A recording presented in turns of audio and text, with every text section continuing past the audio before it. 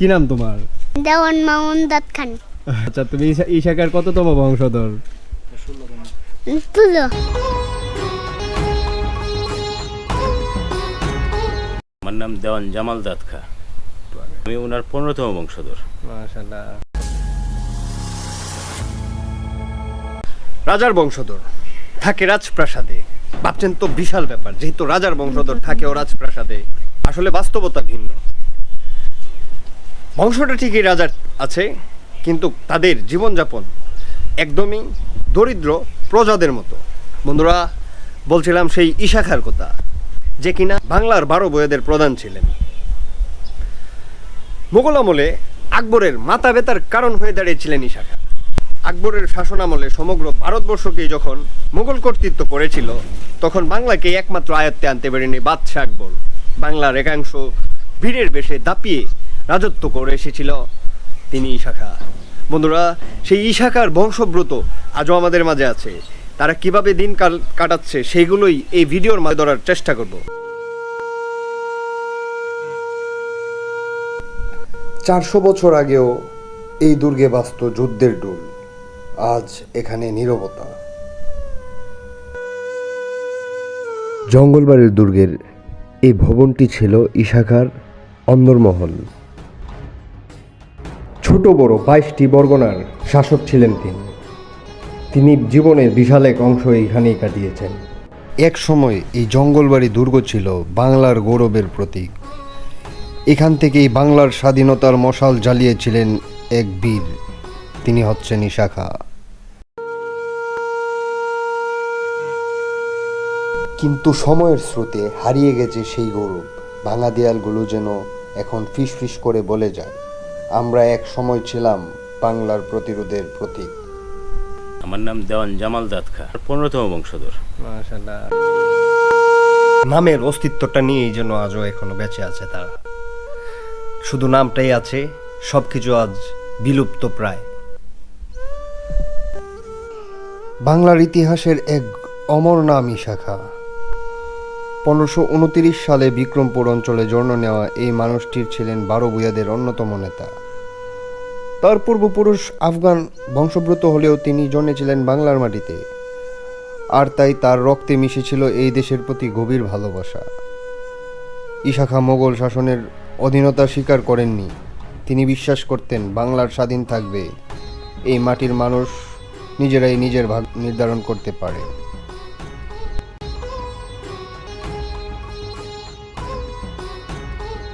সব কিছুই যেন এখন শুধু চোখের সামনেই কল্পনা।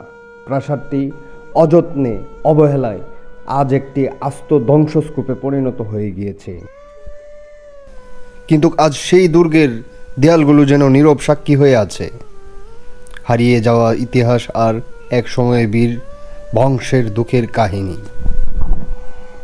নামটা যেন কি? আমার নাম দেওয়ান জামাল দাদ খা, বংশধর কততম? আমি ওনার 15তম বংশধর। মাশাআল্লাহ, ভালো তো।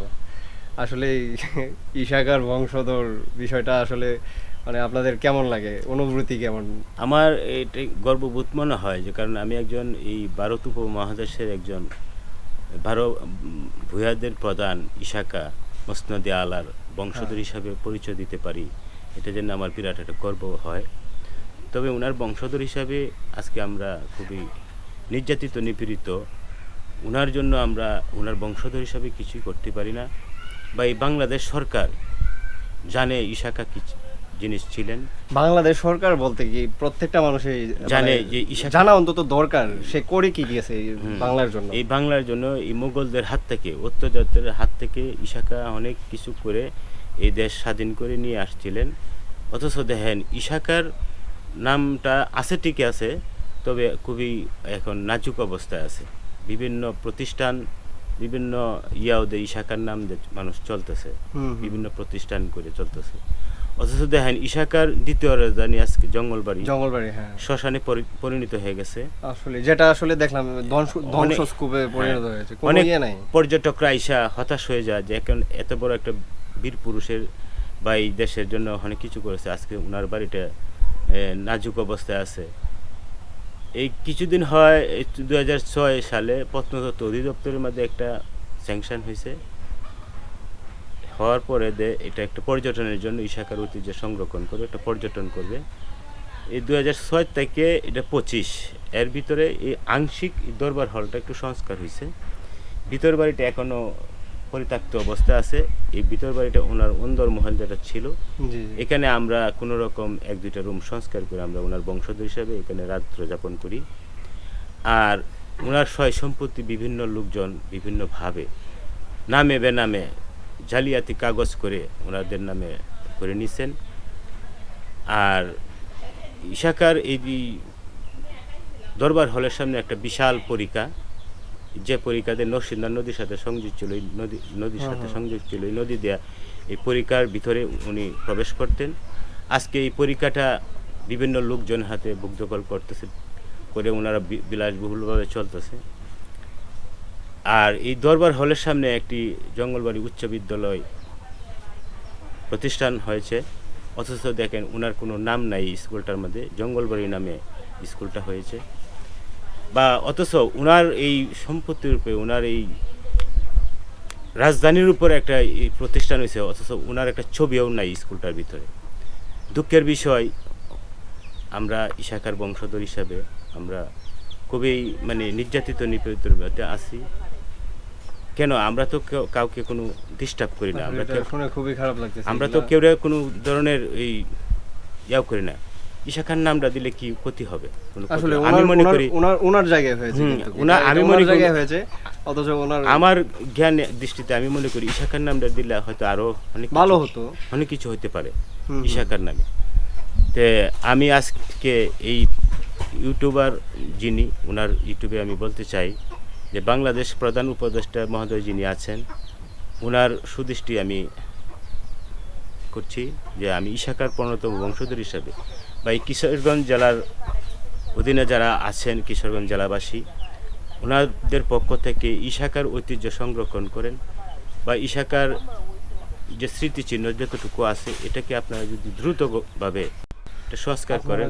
আপনারা যে এখানে থাকতেছেন, এটা তো যে কোনো সময় আপনার হ্যাঁ। বসে যেতে পারে, মানে ওইরকম অবহেলিত বা এখন বর্তমানে। এখানে একটা বসার মতো বা একটা পর্যটনের মতো যদি একটা করেন, সুন্দর বিভিন্ন ইয়ে করে লোকজন- এটার ইতিহাস দেখা, ওনার ইতিহাসটা বা জি, জি। এরপরে এগুলো করে রাখলে যে দেখা যাচ্ছে পর্যটক আসলো, হ্যাঁ। ওনার সম্পর্কে জানলো, পুরো বাংলাদেশের মানে আগে কি ছিল বা আমরা কত মানে সাহসী জাতি ছিলাম এই- ওইটার সম্বন্ধে জানতে পারলো। এই পর্যটনটা যদি হয় তা আমি মনে করি এটা ইশাকার তো লাভ হবে, ইশাকার নামটা আরও ছড়ায় যাবে, তবে সরকারের একটা রাজস্ব আয় উঠে আসবে। হুম হুম হুম।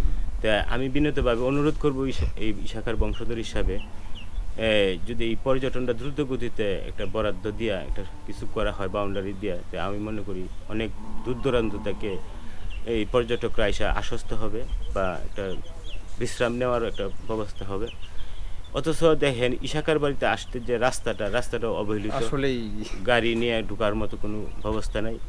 এই কালকেও এই গাড়ি নিয়ে একটা অ্যাক্সিডেন্ট হয়েছে, অনেক ছেলেমেয়েরা হাত পা দুঃখ পাইছে, এত অবহেলিত, যার ফলে আমি ইশাকার সম্পত্তি এই খালি এখানে নেই, ইশাকার দরবার হলের সামনে না, বিভিন্ন জায়গায় বিভিন্নভাবে মানুষ বুক দখল করতেছে। এই যে ইশাকার নবম পুরুষ পাগলা মসজিদ, এটার ইতিহাস তো এটা ইশাকার নবম পুরুষ ছিলেন, উনি যিনি নাম পাগলা মসজিদ, উনি ইশাকার নবম পুরুষ জলকদর খা। উনি এই নরসন্দান নদীর এখানে বৈশা আল্লাহর ধ্যানে মগ্ন থাকতেন, আল্লাহ করতেন। এই মসজিদ আজকে এখানে একটা ছোট্ট মসজিদ সারা দেশ চিনে, সারা দেশ চিনে, অথচ এই মসজিদে কোটি কোটি টাকা 3 মাস 4 মাস পরে কয়েক কোটি টাকা উত্তোলন হইতেছে। আজকে এই পাগলার মাজারটা অবহেলিত অবস্থায় পড়ে আছে। এই পাগলার মাজারটাকেও কিন্তু মানে ওই যে উনি যে মাধ্যম, হ্যাঁ, উনি অবহেলিত অবস্থা পড়েছে। কেন ইশাকার বংশধররা বা ইশাকা কি দোষ করেছিল এই দেশের জন্য? এই দেশের জন্য কিছুই করেন নাই তারা, অবশ্যই আমার মনে হয় অনেক অনুদান আছে।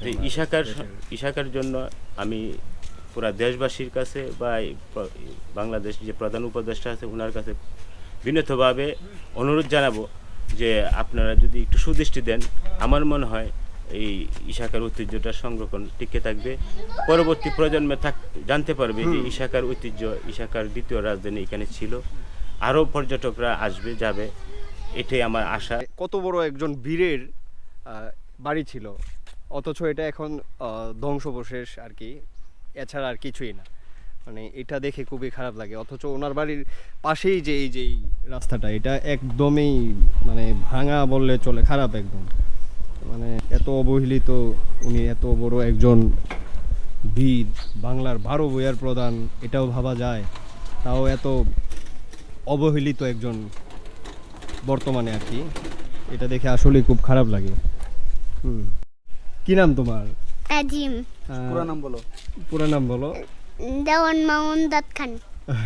দেওয়ান তাজিম। মামুন দাদ খান তাজিম। আচ্ছা, তুমি এই শাখার কততম বংশধর? তুলো। 16। 16